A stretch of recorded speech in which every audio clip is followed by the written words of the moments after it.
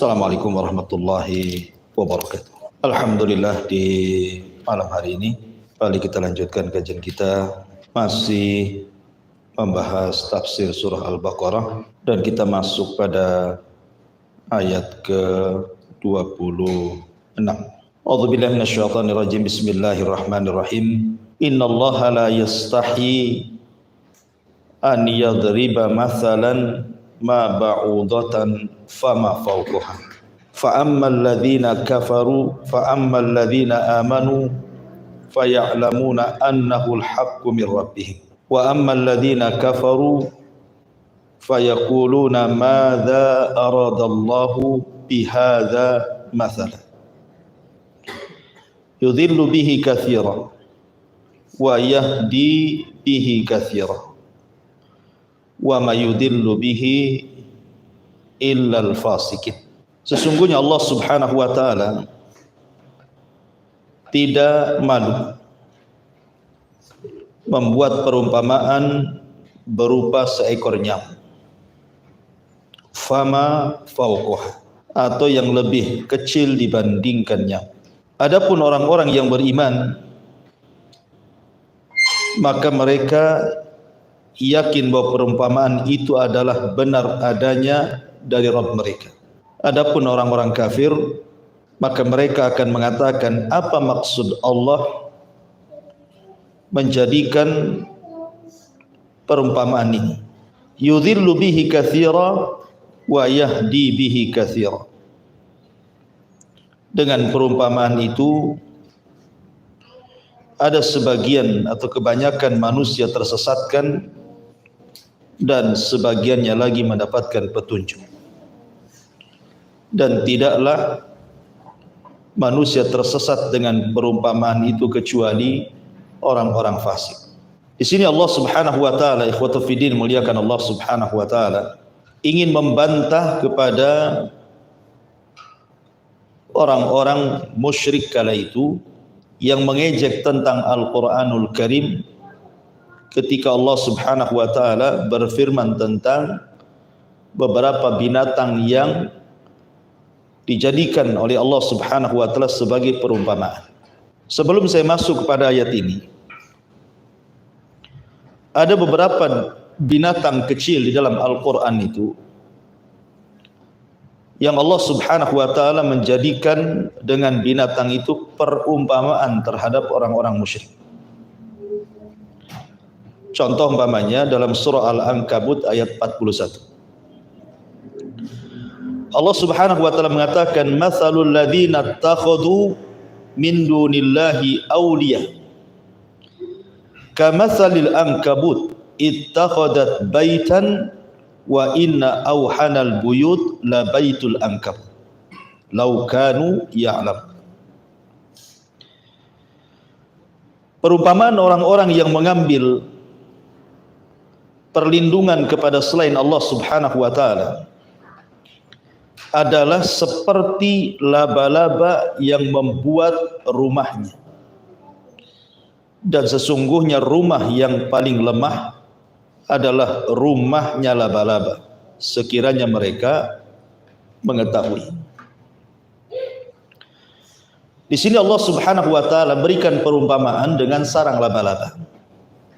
Kenapa Allah katakan sesungguhnya rumah yang paling lemah adalah rumahnya laba-laba?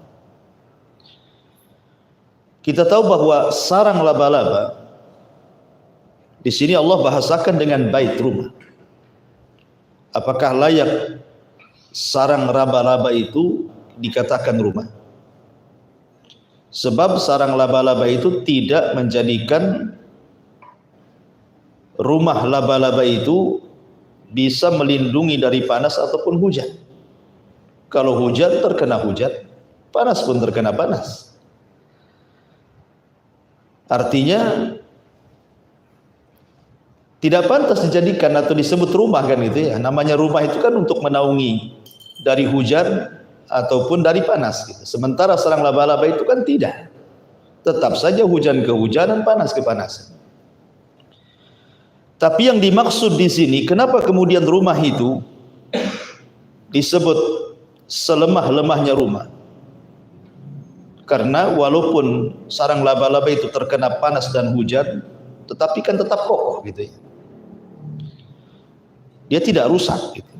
Karena memang benangnya sangat kokoh sekali. Tapi yang dimaksud perumpamaan ini adalah laba-laba itu dalam penelitian, kalau dia menikah, kawin dengan jantannya, semata-mata sudah menghamilinya, maka yang betina akan membunuh yang jantan. Pasti itu. Makanya tidak ada di sarang laba-laba itu ada dua laba-laba. Pasti satu saja. Yang satu hidup, yang satu mati kan itu.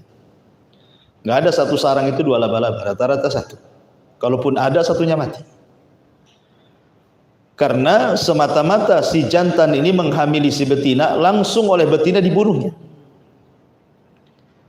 Al-jaza min jinsil amal tentunya ya. Namanya balasan itu disesuaikan dengan amalannya. Nanti nih induknya kalau sudah melahirkan anak-anaknya, maka anak-anaknya akan membunuh ibunya.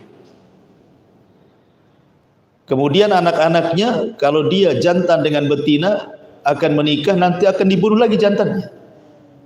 Kemudian punya anak lagi, anaknya akan membunuh induknya. Begitu seterusnya. Itulah kehidupan laba-laba seperti itu. Artinya kehidupan laba-laba itu tidak lepas dari al-qatil wal maqtul. Ada yang membunuh dan ada yang dibunuh. Seperti itulah laba-laba.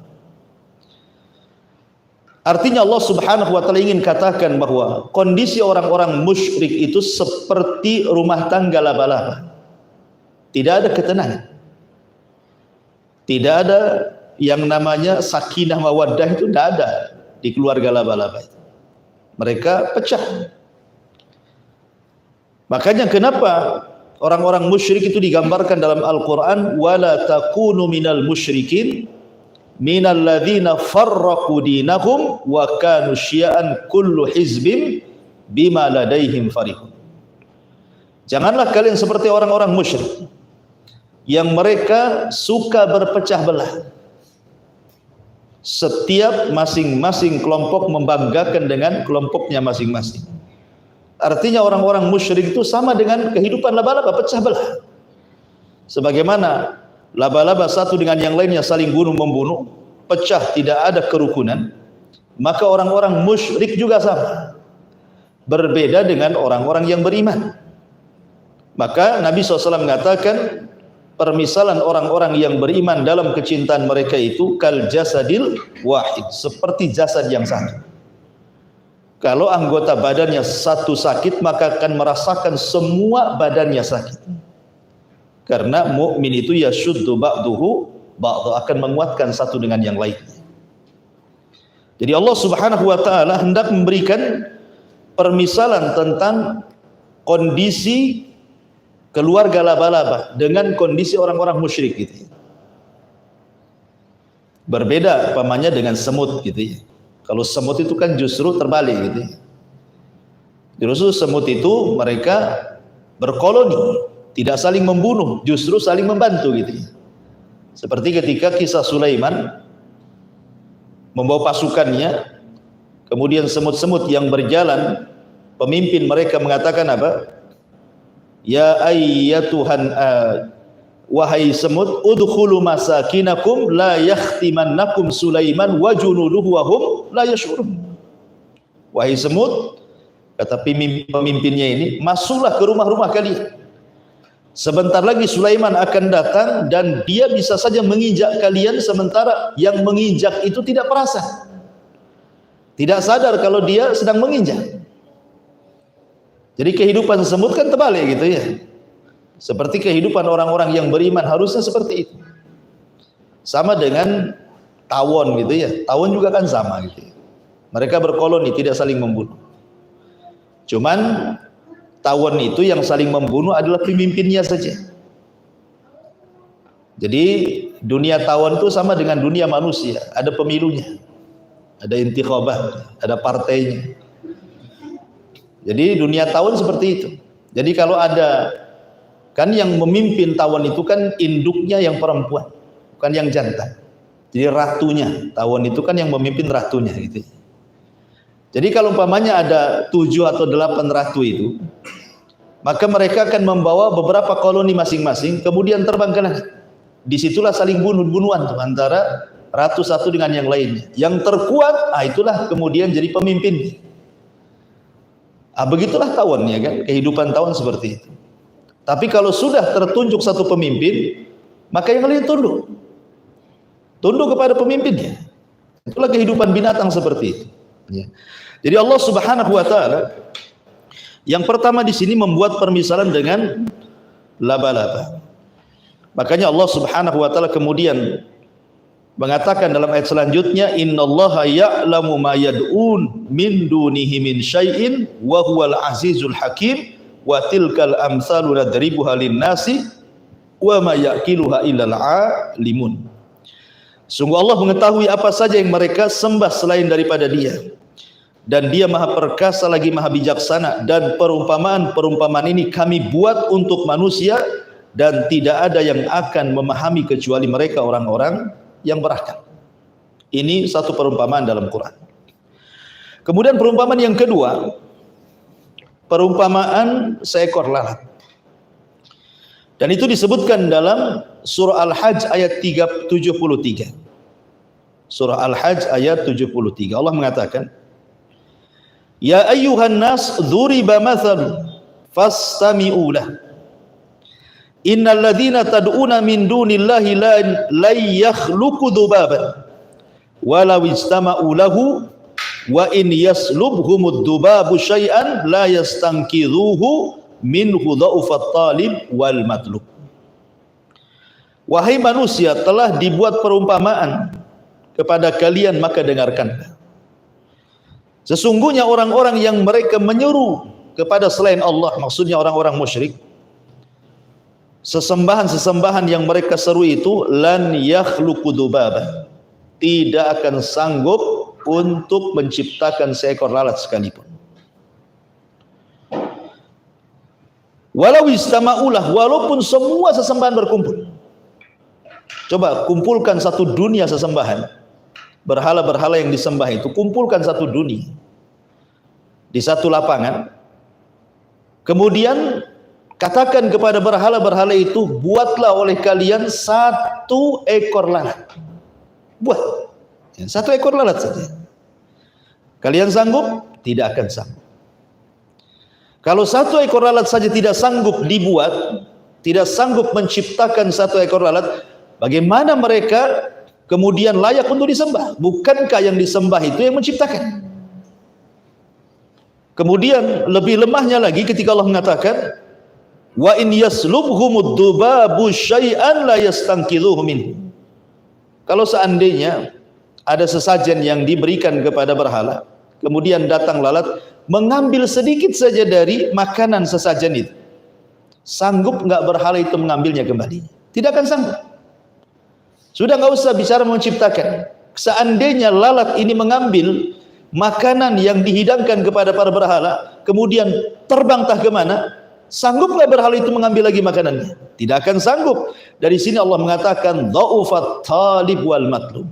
Sungguh lemah at-talib, maksudnya orang-orang yang menyembah berhala, wal matlub, dan juga berhalanya sekali. Lemah dua-duanya. Orang yang menyembah berhala lemah. Kenapa dia menyembah kepada berhala yang tidak sanggup untuk mengambil apa yang dicuri lalat? Atau berhala yang tidak sanggup menciptakan walaupun seekor lalat. Kemudian lemah berhalanya, sudah jelas berhalanya lemah, dia sendiri dipahat oleh manusia. Di sini Allah Subhanahu wa taala menyebut soal lalat dalam Al-Qur'an. Karena lalat juga satu di antara keajaiban ciptaan Allah, kan begitu. Kata Nabi sallallahu alaihi wasallam, "Idza dakhala ad-dubabu fi ina'i ahadikum fal yaghnishu." Apabila lalat terbang kemudian hinggap di salah satu minuman di bejana kalian, maka celupkan, kata Rasul. Lalat itu dia kalau terbang ke minuman, dia akan miring, ya. Kemudian miring terbangnya, kemudian sayapnya itu yang terdapat penyakit akan dicelupkan. Jadi sayap itu kalau sudah ngambang tuh di air, maka satu sayapnya akan ke atas, sayap satunya akan tercelup. Kenapa? Karena sayap ingin meracuni minuman yang kita minum. Makanya kata Nabi SAW, itu racun yang ada di satu sayap itu tidak bisa diobati kecuali dari obat yang sama dari sebelahnya, dari sayap sebelahnya. Makanya kata Rasul, celupkan. Karena penyakit yang diletakkan lalat tidak akan disembuhkan kecuali dengan obat yang di bawahnya. Maka Rasul mengatakan celupkan. Nah, celupkan sekali ke dalam. Sampai mati lalat itu, baru akan mati juga di situ racun yang ditaruh oleh lalat dalam bejana tersebut. Kata Rasul, celupkan, karena di salah satu sayapnya terdapat obat dan di satunya terdapat penyakit, kan itu ya. Orang dulu, kalangan mulhidun, mereka menentang hadis ini. Hadis ini terdapat dalam Sahih Bukhari, kawan. Karena mereka berpendapat bahwa tidak mungkin lalat membawa obat. Lalat itu penyakit semuanya, hidup pun di kotoran-kotoran. Tetapi kemudian seiringnya dengan ilmu kedokteran, farmasi, teknologi, alat-alat kedokteran mampu melihat dan mendeteksi, akhirnya kemudian barulah ditemukan bahwa memang dalam lalat itu ada penyakit dan ada penawarnya. Shadaqa Rasulullah. Nabi SAW sungguh benar apa yang difirmankannya, karena wa ma yantiqu anil hawa in huwa illa wahyun yuha. Yang diucapkan Rasul itu bukan hawa nafsu, yang diucapkan Rasul itu wahyu yang diwahyukan kepadanya. Lah di sini Allah Subhanahu wa taala membuat permisalan dengan seekor lalat. Kemudian juga yang ketiga, Allah Subhanahu wa taala membuat permisalan dengan seekor keledai, lebih besar dibandingkan lalat. Kalau tadi yang kecil-kecil kan, laba-laba kecil, lalat kecil. Kemudian Allah Subhanahu wa taala juga membuat permisalan dengan binatang yang lebih besar daripada lalat, keledai. Sebagaimana disebutkan dalam surah Al-Jum'ah ayat 5. Allah mengatakan, "Matsalul ladzina hummilut Taurah tsumma lam yahmiluha kamatsalil himari yahmilu asfara. Bi'sa matsalul qaumil ladzina kadzdzabu biayatillahi wallahu la yahdil qaumadz zalimin." Wallahu la yahdil qaumadz zalimin. Perumpamaan orang-orang yang diberi tugas membawa Taurat, maksudnya orang-orang Yahudi, kemudian mereka tidak membawanya, artinya tidak mengamalkannya, adalah seperti keledai yang membawa kitab-kitab yang tebal, tapi keledai tidak paham yang di bawahnya. Sangat buruklah perumpamaan kaum orang-orang yang mendustakan ayat-ayat Allah, dan Allah tidak memberi petunjuk kepada orang-orang zalim. Di sini Allah Subhanahu wa taala ingin memberikan perumpamaan orang-orang Yahudi dengan seekor keledai. Karena di antara sifat orang Yahudi itu Allah berikan kecerdasan, tetapi tidak mau mengamalkan kecerdasan. Berbeda dengan orang Nasrani, tidak diberikan kecerdasan tapi banyak mengamalkan tanpa ilmu. Yahudi punya ilmu tapi tidak beramal. Nasrani tidak punya ilmu tapi rajin beramal. Islam menggabungkan antara ilmu dan amal. Itu maksudnya. Lah di sini lihat Allah Subhanahu wa taala mengatakan permisalan mereka seperti keledai. Anda tumpuk buku setinggi langit di atas pundak keledai itu, tidak paham yang dibawanya apa. Isinya apa tidak tahu. Dia hanya bawa saja. Begitulah orang-orang Yahudi. Diberikan Taurat dan wejangan-wejangan dari para nabi, tidak paham apa isi Taurat. Mereka tidak mau mengamalkannya. Mereka hanya tahu tapi tidak mau mengamalkannya. Maka di sini Allah buat permisalan dengan seekor keledai. Kemudian juga yang keempat, Allah Subhanahu wa taala menyebutkan dalam surah Al-A'raf, ayatnya lupa. Allah Subhanahu wa taala membuat permisalan dengan seekor anjing. Al-A'raf ayat 175 wasallam. 175 ya. Allah Subhanahu wa taala mengatakan, "Watslu 'alaihim naba'al ladzi atainahu ayatina fansalakha minha fa'atba'ahu syaitan fakana minal ghawin. Walau syi'na la rafa'nahu biha walakinnahu akhlada ilal ardi wattaba'a hawah famathaluhu kamathalil kalbi in tahmil alaihi yalhath aw tatrukhu yalhath dzalika mathalul qaumil ladzina kadzdzabu biayatina faqsusil qasasa la'allahum yatafakkarun." Dan bacakanlah kepada mereka berita orang-orang yang telah kami berikan kepadanya ayat-ayat kami, maksudnya pengetahuan tentang isi Alkitab. Kemudian dia melepaskan diri daripada ayat-ayat itu. Lalu dia diikuti oleh syaitan sampai dia tergoda, maka jadilah dia termasuk orang-orang sesat. Dan kalaulah kami menghendaki, sesungguhnya kami tinggikan derajatnya dengan ayat-ayat itu. Tetapi dia cenderung kepada dunia dan menurutkan hawa nafsunya yang sangat rendah, maka perumpamaannya seperti seekor anjing. Jika kamu menghalaunya, dia julurkan lidahnya. Jika kamu membiarkannya, tetap saja dia menjulurkan lidahnya. Demikian itulah perumpamaan orang-orang yang mendustakan ayat-ayat kami, maka ceritakan kepada mereka kisah-kisah itu agar mereka berpikir. Ayat ini sebenarnya bercerita tentang seorang soleh Bani Israel namanya Bal'am ibn Ba'urah. Ada orang namanya Bal'am ibn Ba'urah. Ada yang mengatakan dalam kitab Taurat, Bal'am ini seorang penyihir gitu ya. Tapi ada juga mengatakan bukan, dia ulamanya Bani Israel. Jadi suatu ketika Nabi Musa alaihi salatu wassalam membawa pasukan atau membawa Bani Israel diselamatkan dari Mesir ke Palestina, ya, menuju Palestina. Lah kemudian Nabi Musa sampai di Bukit Husban. Di Bukit Husban. Bukit Husban itu adalah mendekati sebuah kerajaan yang dipimpin oleh Balak ibn Safur. Dia sangat takut kalau kedatangan Nabi Musa itu hendak menyerbu mereka, sehingga mengancam kekuasaan. Akhirnya mereka datang kepada Bal'am ibn Ba'urah yang menguasai Ismul A'zam, namanya nama-nama Allah yang agung. Dan Bal'am itu dikenal kalau berdoa mustajab doanya, tidak mungkin meleset doanya. Sehingga akhirnya kemudian datang kepada Bal'am supaya berdoa kecelakaan kepada Musa dan juga Bani Israel.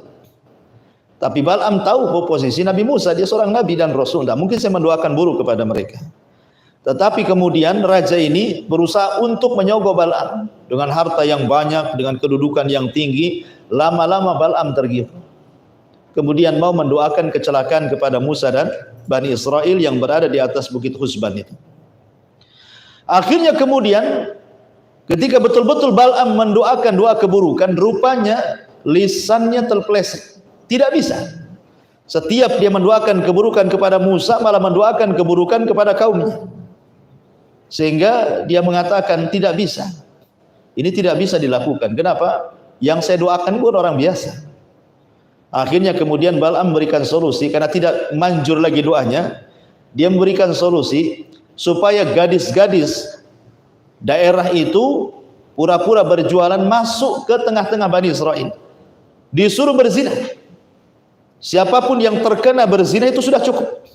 Goda laki-lakinya, buat berzina mereka, satu saja sudah cukup. Akhirnya betul-betul diutus para gadis ini pura-pura bawa dagangan, masuk ke tenda-tenda Bani Israel menawarkan dagangan.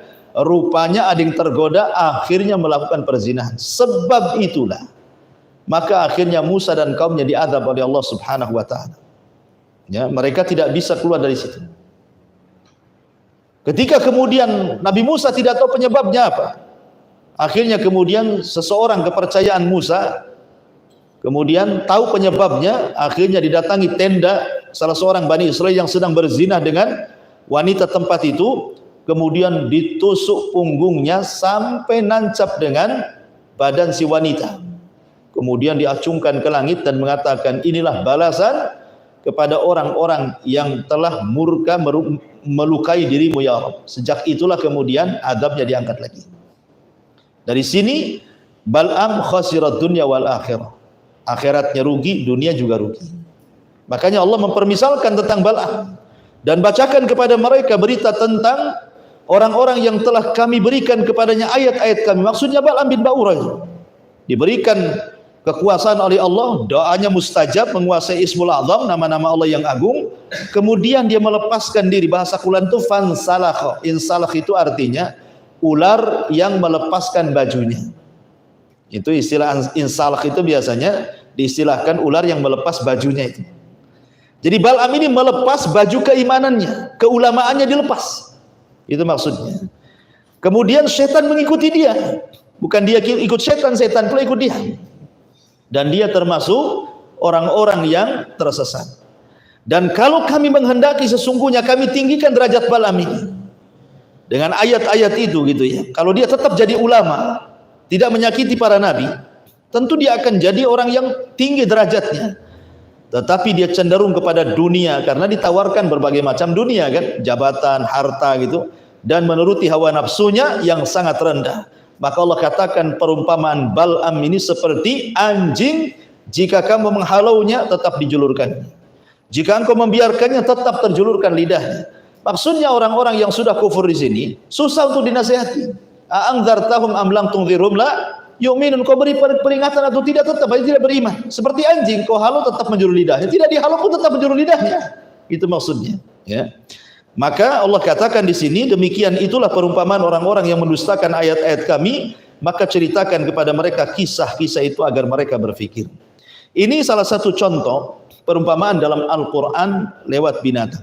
Lah dalam surah Al-Baqarah ini ayat 26, di sini Allah mengatakan innallaha la yastahi an yadriba mathalan ma ba'udatan fama fawqaha. Jadi orang-orang musyrik itu ikhwan, ketika mereka mendengar Nabi SAW membacakan Al-Quran, kemudian membuat permisalan dengan seekor lalat sebelumnya, dengan laba-laba gitu ya, dengan semut, dengan tawon dan begitu seterusnya. Jadi orang-orang musyrik ngomong kepada Nabi SAW, mustahil Rabbu ya Muhammad, Tuhanmu itu, ya, Tuhanmu itu sangat agung. Ngapain berbicara tentang makhluk-makhluk yang hina, makhluk-makhluk kecil yang tidak ada faedahnya, laba-laba, lalat, tawon, apa yang diceritakan? Ya, jadi mereka nggak yakin kalau ini firman Allah. Ya. Kalau Allah Subhanahu wa taala berfirman dan dia zat yang maha agung, ngapain pula cerita-cerita membuat perumpamaan dengan makhluk-makhluk yang sangat hina? Maka di sini kemudian Allah Subhanahu wa taala bantah, innallaha la yastahi an yadriba mathalan ma ba'udatan fama fawqaha. Allah tidak akan malu membuat permisalan seperti seekor nyamuk ataupun yang lebih kecil dibandingkan nyamuk.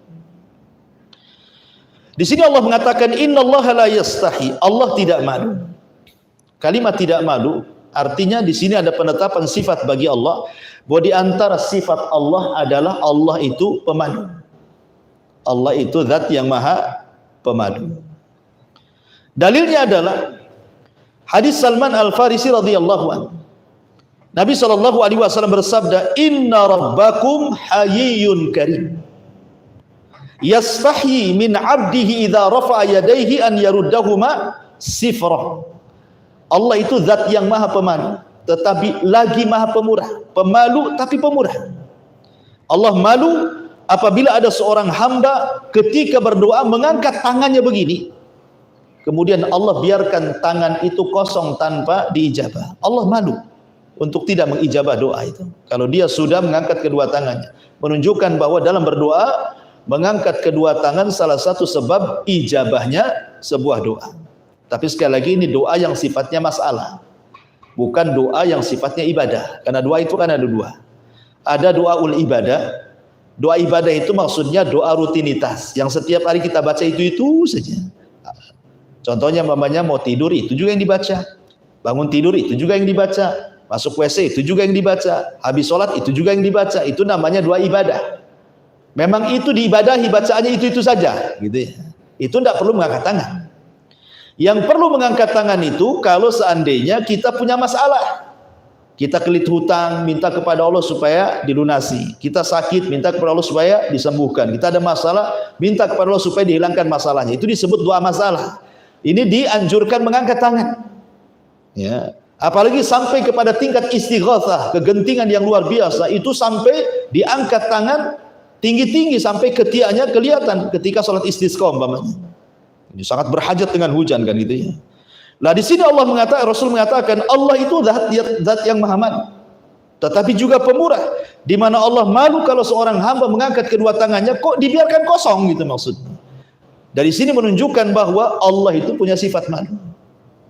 Kemudian juga hadis Nabi SAW ketika ada Rasul sedang buat kajian seperti ini. Tiba-tiba kemudian datang 3 orang. Yang satu masuk kemudian langsung mencari tempat yang paling dekat dengan Rasul. Yang satu malu-malu kemudian dia duduk paling belakang. Yang satu berpaling tidak mau hadir di majelis salam, langsung pulang. Kemudian kata Nabi SAW, ammal awal, adapun yang pertama yang ketika masuk langsung duduk paling depan dekat Nabi, fa'awa ilallah fa'awahullah, karena dia ingin mendapatkan perlindungan Allah, Allah lindungi kehidupannya. Wa amma tsani, adapun yang kedua, fastahya, karena dia malu-malu, makanya dia duduk paling belakang. Fastahyallah, Allah pun malu untuk memberikan rahmatnya kepadanya. Adapun yang ketiga, fa'aradallahu an, karena dia berpaling, Allah pun berpaling dari dia. Di sini ada sifat malu bagi Allah. Ya, jadi sifat malu itu sifat yang baik. Makanya di antara sifat malu Allah itu, Allah titipkan sifat malu ini kepada orang-orang soleh. Orang-orang soleh dari kalangan kaum muslimin, mereka memiliki sifat malu. Sehingga Allah Subhanahu Rasulullah SAW mengatakan dalam hadis Abdullah ibn Mas'ud radhiyallahu an, Rasul mengatakan, istahyu minallahi haqqal haya. Malulah kepada Allah dengan sebenar-benarnya malu. Sahabat mengatakan, ya Rasulullah, wahai Rasul, inna lanastahi walhamdulillah. Rasul, kami punya rasa sifat malu, alhamdulillah, kata para sahabat. Kemudian Rasul mengatakan, laisa dzak, bukan itu maksudnya. Kemudian Rasul mengatakan, faqala an-nabiy sallallahu alaihi wasallam, kata Nabi sallallahu alaihi wasallam, walakinna al-istihya'u minallah, tetapi maksudnya rasa malu kepada Allah itu, haqqal haya, dengan sebenar-benar malu adalah antahfadhar ra'sa wa ma wa. Pertama, jaga kepala dan isinya. Kemudian yang kedua, wa tahfadhal batna wa ma hawa, jaga isi perut dan isinya. Wa tatadzakkar al-mauta wal bilah, dan engkau mengingat kematian dan juga mengingat ujian. Wa man aradal akhirata taraka zinatad dunya, maka siapa yang menghendaki akhirat, dia akan meninggalkan perhiasan dunia. Faman fa'ala dzalika faqad istahya minallahi haqqal haya, maka siapa yang melakukan tiga perkara tadi, maka dia telah betul-betul memiliki rasa malu kepada Allah Subhanahu wa taala. Jadi sini orang dikatakan malu kepada Allah itu, pertama menjaga kepala dan isinya. Kemudian yang kedua, menjaga perut, termasuk juga kemaluan dan isinya. Kemudian yang ketiga, mengingat kematian dan juga ujian yang Allah turunkan kepada kita. Jadi kalau pandangan kita memandang yang haram, berarti kepala kita belum punya rasa malu. Gitu. Kalau kita memakan makanan yang haram, berarti kita belum punya rasa malu kepada Allah. Kalau kita masih mendengar hal-hal yang tidak dihalalkan, yang haram, berarti telinga kita masih belum punya rasa malu. Gitu maksudnya. Ya. Jadi kalau kita masih mengikuti hawa nafsu, belum dikatakan punya rasa malu kepada Allah. Karena orang yang punya rasa malu itu orang yang menjaga kepala, termasuk matanya dijaga, telinganya dijaga, lisannya dijaga, otaknya dijaga, kan itu. Kemudian perut, kemaluannya dijaga, hal-hal yang bisa memasukkan ke perut, yang halal yang haram juga dijaga, termasuk juga mengingat kematian, supaya kita semangat lagi beribadah. Itulah yang disebut dengan malunya kita kepada Allah Azza wa Jalla. Dan dalam sebuah hadis Nabi SAW mengatakan bahwa al-haya'u syu'batun minal iman, bahwa malu itu dia bagian daripada iman, dan rasa malu tidak mendatangkan kecuali kebaikan, kata Rasul. Dan Rasul mengatakan dalam sebuah hadis, inna mimma adrakan nas min kalamin nubuwatil ula, sesungguhnya dari ucapan para nabi turun temurun dari sejak dulu sampai sekarang, kata Rasulullah. Kemudian Rasul mengatakan, idza lam tastahi fasna masita, kalau engkau tidak punya rasa malu, lakukan sekehendakmu, gitu. Al-Imam Al-Qa'nabi, salah seorang syekh daripada Imam Malik, ya. Jadi Imam Qa'nabi ini dulunya mantan preman, kemudian jadi ulama, tukang mabuk Imam Qa'nabi. Jadi suatu ketika lewatlah seorang alim min ulama'il hadis, ya, namanya Syu'bah kalau tidak salah. Dia bersama murid-muridnya sedang naik kuda, dihadang sama Qa'nabi. Orang lagi mabuk, ya kan? Kemudian tiba-tiba menghadang. Hampir sampai murid-muridnya Syu'bah ini mau menghalaunya, tapi Syu'bah mengatakan biarkan. Dia ngomong apa itu? Biarkan orang mabok itu. Kemudian diperingatkan murid-muridnya, hei, kamu siapa? Kamu menghalangi jalannya ulama. Ini ulama dunia, ulama hadis. Ngapain kau menghalangi jalannya seorang alim? Katanya, kok Nabi, oh kau orang alim ya? Katanya. Orang mabok kan itu, orang mabok ya. Ngomongnya salah-salah. Kau orang alim rupanya ya? Katanya. Kalau kau orang alim, coba ceritakan satu hadis kepada. Orang mabok dulu masih tahu hadis kan. Orang mabok sekarang mana tahu hadis. Coba ceritakan satu hadis kepada saya. Imam Syu'bah mengatakan, baik katanya, haddatsana fulan qala haddatsana fulan sampai kepada hadis ini, inna mimma adrakan nas min kalami nubuwatil ula fasna idza lam tastai fasna ma syi'ta katanya. Dari seluruh perkataan para nabi yang turun-temurun itu adalah kalau kau tidak punya rasa malu lakukan sekehendakmu. Akhirnya dia sadar dengan mendengar hadis ini, dia sadar, belajar jadi ulama besar. Jadi ulama dunia Imam Qanabi. Ya, dia gurunya Imam Malik kalau tidak salah. Ya. Ma'asyiral muslimin yang dimuliakan Allah Subhanahu wa taala, intinya bahwa innallaha la yastahi. Allah tidak malu an yadriba, untuk membuat masalan sebuah permisalan, ma ba'udatan, seekor nyamuk. Qatu fidin muliakan Allah Subhanahu wa taala, nyamuk ini ya adalah binatang yang sangat ajaib ikhwan. Ya, karena kalau kita lihat gitu ya, kondisi nyamuk ini memang kalau kita teliti betul-betul dengan alat mikroskop dan yang lainnya gitu ya, tentu kita akan lihat kebesaran ciptaan Allah Subhanahu wa taala. Bayangkan ikhwatu fiddin muliakan Allah Subhanahu wa taala. Nyamuk ini dalam mulutnya terdapat 48 gigi kan itu ya. Kemudian di dadanya ada 3 jantung. Ini kan aneh gitu ya. Jantungnya 3 ya. Jantung utama, kemudian 2 jantungnya ada di sayapnya gitu ya. Kemudian juga memiliki 2 telinga, 2 perut, 2 katup gitu ya. Yang luar biasanya adalah nyamuk ini dia memiliki organ yang tidak dimiliki oleh pesawat manapun yang modern hari ini. Ini kuasa Allah. Manusia tidak bisa menciptakan alat seperti Allah berikan kepada nyamuk. Pesawat modern pun tidak memiliki radar seperti atau sensor penangkapan panas seperti nyamuk. Makanya di kegelapan nyamuk itu bisa tahu ada orang di situ. Walaupun tidak melihat karena dia punya radar panas. Kita kan panas. Walaupun dia gelap manapun kita tahu ada di situ. Dia akan dekat kita, kita akan menghisap darahnya. Dan yang menghisap darah kan yang betina saja, yang jantan kan tidak. Dan umurnya nggak lama ya, nyamuk itu 7 hari kalau nggak salah ya. Artinya bahwa Allah Subhanahu wa taala hendak membuat permisalan makhluk sekecil nyamuk.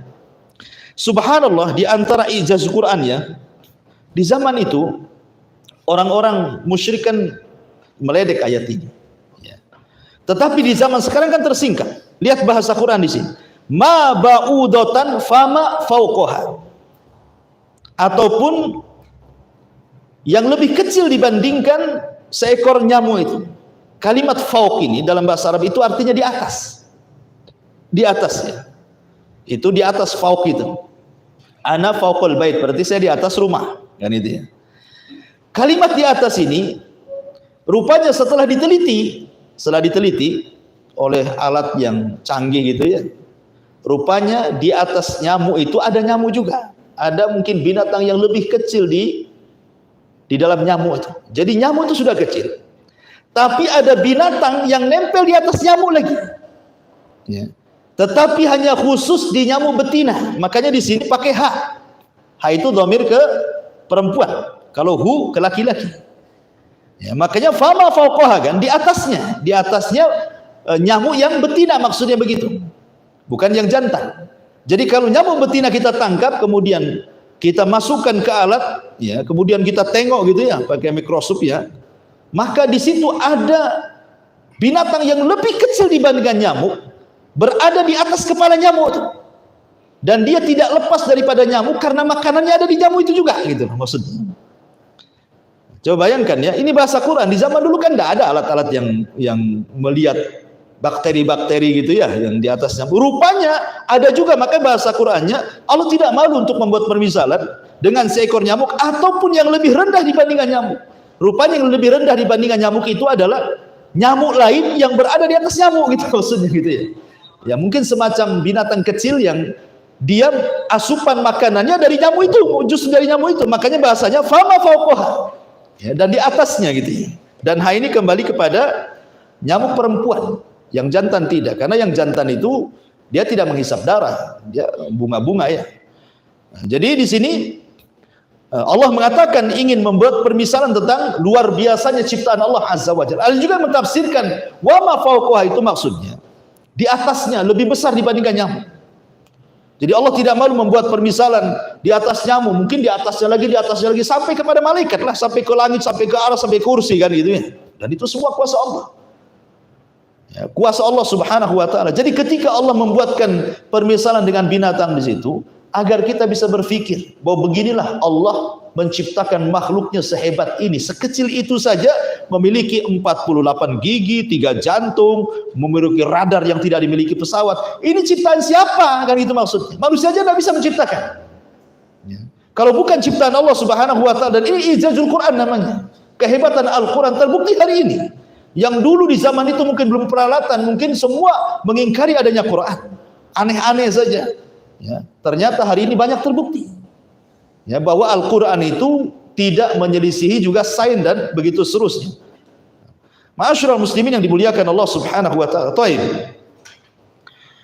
Sedikit cerita nyamuk, masih cerita nyamuk ya. Innallaha la yastahi an yadriba mathalan ma ba'udatan fama fawqaha.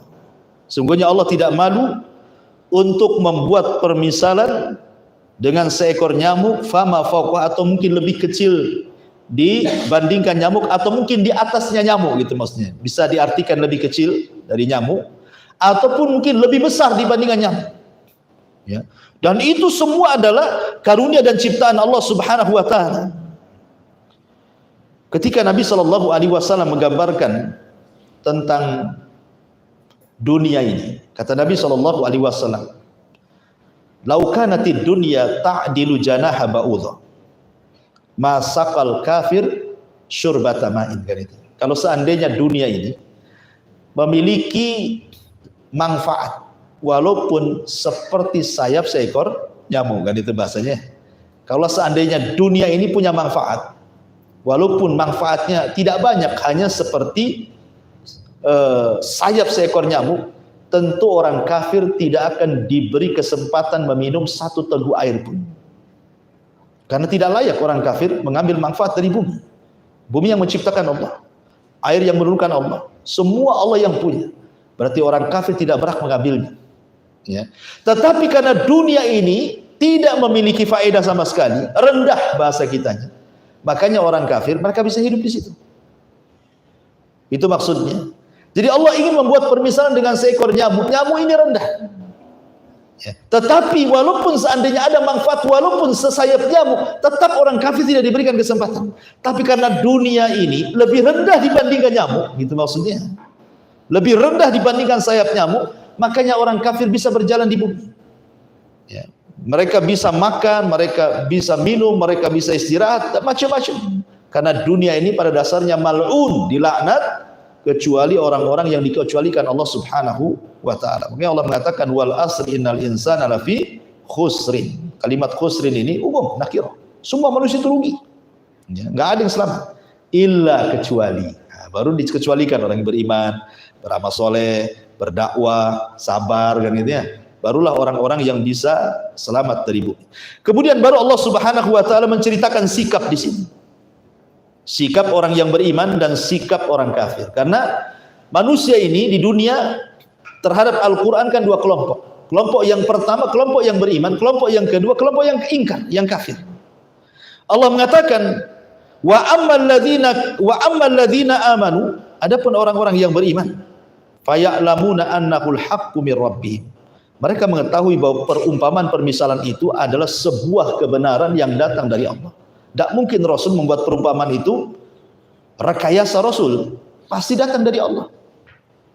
Tetapi orang-orang yang beriman, mustahil ataupun tidak mustahil, diketahui hikmah ataupun diketahui hikmah, tidak diketahui hikmah atau diketahui hikmah, tetap mereka mengatakan sami'na wa ata'na.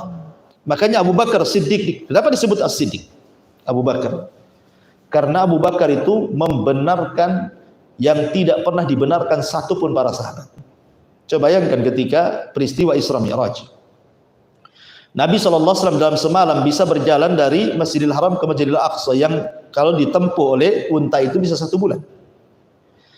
Datanglah orang ini kepada Abu Bakar karena ketika Rasul menceritakan itu Abu Bakar tidak hadir di situ. Ketika Rasul ditertawakan orang-orang musyrik, ini menghayal, mana ada orang bisa berjalan dalam beberapa waktu dari Masjidil Haram ke Aqsa. Ah, ini orang gila ini. Akhirnya kemudian orang ini ingin memberitahu Abu Bakar, orang kafir ini, supaya Abu Bakar ragu-ragu tentang agama Muhammad, gitu maksudnya. Karena dia yang paling membenarkan waktu itu kan itu. Dia mengatakan, ya Abu Bakar, mungkinkah sahibmu, maksudnya Muhammad itu, dalam 1 malam, kok dia bisa berjalan dari Masjidil Haram ke Masjidil Aqsa? Apa enggak gila? Kata Abu Bakar, kalau seandainya aku imani, ya, berita yang jauh dibandingkan Aqsa, langit ke-7 sana, aku beriman. Apalagi hanya Aqsa yang dekat katanya. Bahasanya kalau memang ada sesuatu yang lebih mustahil dikatakan Rasul daripada peristiwa Mi'raj ini, Isra Mi'raj ini, aku yang akan pertama membenarkannya, gitu bahasa. Maka sejak itu disematkan kalimat As-Siddiq di ujung nama Abu Bakar. Abu Bakar As-Siddiq gara-gara peristiwa Isra Mi'raj. Dari sini percontohan bahwa kalau kita mendapatkan kabar dari Al-Qur'an, tersingkap ataupun tidak rahasianya, tersingkap atau tidak hikmahnya, diketahui ataupun tidak, tetap kita yakin ini adalah firman Allah. Sami'na wa ata'na. Selesai. Itu orang yang beriman. Enggak macam-macam orang yang beriman itu. Tapi lihat orang-orang kafir, wa ammal ladzina kafar. Adapun orang-orang kafir, fayaquluna, mereka mengatakan, madza aradallahu bihadza mathala. Maunya apa Allah itu membuat permisalan nyamuk, laba-laba, lalat, tawon, semut, begitu seterusnya. Apa maksudnya Allah itu maksudnya di sini kan? Makanya kemudian Allah mengatakan yudhillu bihi katsira wa yahdi bihi katsira. Ada yang mengatakan ini ucapan orang kafir. Jadi sebagian ahli tafsir mengatakan kalau ini adalah ucapan orang kafir, berarti lanjutan daripada perkataan fayaquluna madza aradallahu bihadza mathala yudhillu bihi katsira wa yahdi bihi katsira, gitu maksudnya. Jadi orang kafir mengatakan, apa sih maunya Allah itu membuat permisalan dengan permisalan seperti ini, akhirnya menyesatkan sebagian orang, memberikan petunjuk pada sebagian orang. Nah, ini ada yang mengatakan ucapan orang kafir yang dihikayatkan dalam Quran. Tapi ada yang mengatakan tidak, ini maksudnya ucapan Allah. Ya. Dengan permisalan itu ada yang dapat petunjuk, yaitu orang-orang yang beriman. Dengan permisalan itu ada yang tersesat, maksudnya orang kafir. Makanya Allah tutup ayatnya, wa mayudhillu bihi illal fasikin, dan tidaklah tersesat dengan perumpamaan itu kecuali orang-orang fasik, orang-orang kafir. Mereka tidak menerima apa adanya. Makanya dari sini ada kaidah bahwa mengingkari satu ayat dalam Al-Quran sama dengan mengingkari satu Quran. Dari mana? Dari kalimat wa mayudhillu bihi illal fasikin. Ini kan ayat ini tentang ayat 26. Bicara tentang perumpamaan seekor nyamuk. Dengan perumpamaan seekor nyamuk, ada yang tersesat, orang kafir, ada yang beriman, orang yang beriman. Dan tidaklah tersesat gara-gara mengingkari ayat ini kecuali orang kafir. Berarti satu ayat saja diingkari sama dengan mengingkari satu Quran, gitu maksudnya. Ya, tidak boleh kita mengingkari satu ayat saja cukup. Anda sudah mengingkari satu Quran.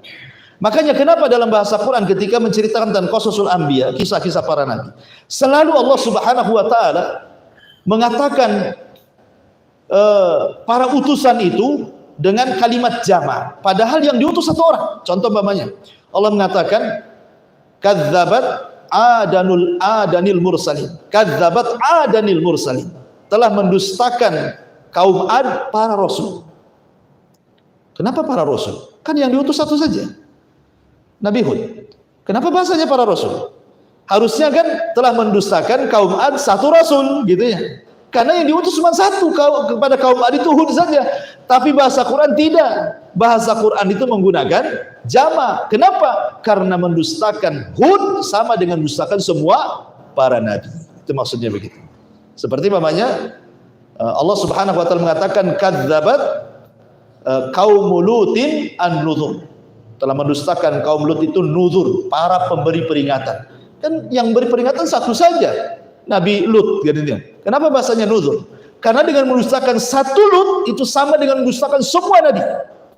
Maka dengan Quran juga sama. Ketika Anda mendustakan satu ayat berarti mendustakan semua Al-Quran. Nah, jadi itu faedah dari kalimat wa ma yudhillu bihi illal fasiqin. Wallahu a'lam ikhwan. Ini kurang sehat di tenggorokan. Saya kira tafsirnya sampai di sini ya, satu ayat aja dulu.